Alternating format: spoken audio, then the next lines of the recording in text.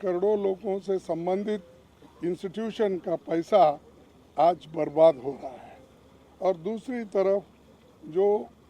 Bank है, SBI bank हो और दूसरे नेशनलाइज्ड बैंक्स हो, उसमें भी गरीब लोग अपना पैसा रखते हैं और वो पैसा भी आज हर जगह डिस्ट्रीब्यूट किया जा रहा है, चंद कंपनियों को दिया जा रहा है और उस कंपनी के बारे में इंटरनेशनली एक रिपोर्ट जो बाहर आई यूएस की कंपनी, एक हिडनबर्ग जो रिसर्च इंस्टीट्यूट है उसने बाहर निकाला है। अब जब निकालते ही देश के अंदर जितने भी ये जिस कंपनी को इन्होंने पैसे दिए थे उस कंपनी के शेयर्स तो इतने गिर गए कि बहुत से लोगों को मूर्छा आया, वहीं गिरे सुनते ही। ऐसी स्थिति देश का ये सरकार ने बना के रखा है और ये कौन कंपनी के मालिक है आपको तो मालूम है और बार बार हम एक व्यक्ति के रूप में किसी को टीका करने के बजाय हम तो ये कहेंगे कि सरकार ऐसे कंपनियों को कैसा पैसा दे रही है, क्यों प्रेशराइज करके दिला रही है, हमको समझ में नहीं आ रहा। इसीलिए लोगों के हित को ध्यान में रखते हुए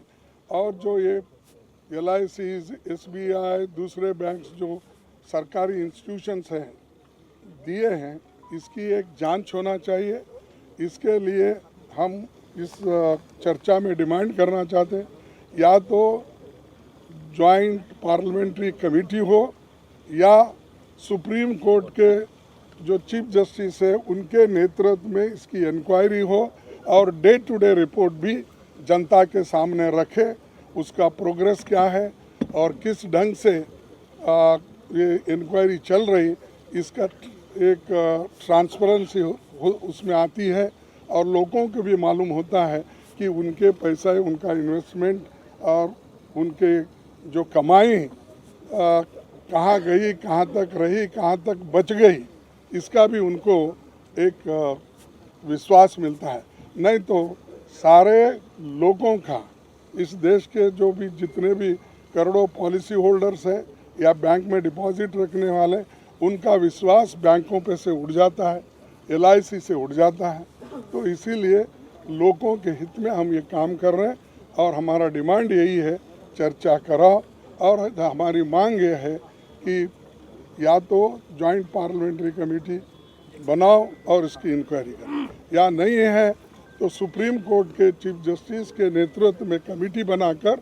इसको इंक्वायरी कराइए और डे टू डे रिपोर्ट बाहर करते जाइए। यही हमारा डिमांड है, इसीलिए हम आपके पास आए और सारे पार्टी के नेता लोग भी हमारे साथ हैं, वो भी एक एक मिनट अपनी बात रखेंगे। आप उनका भी ज़रा सन से, आपको तो सहनशीलता है, फिर भी मैं रिक्वेस्ट करता हूँ कि आप उनकी बात भी सुने। Thank you.